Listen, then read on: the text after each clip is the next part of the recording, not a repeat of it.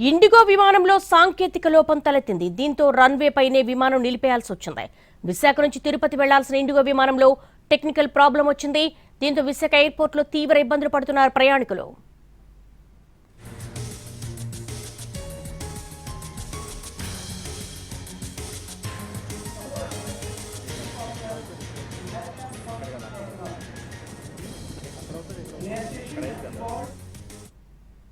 IndiGo విమానంలో సాంకేతిక లోపం తలెత్తింది. దీంతో రన్వే పైనే విమానం నిలిపేయాల్సి వచ్చింది.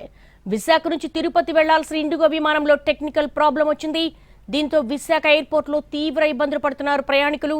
సాంకేతిక లోపంతో రన్వే పైనే ఇండిగో విమానం ఆపేయాల్సి వచ్చింది.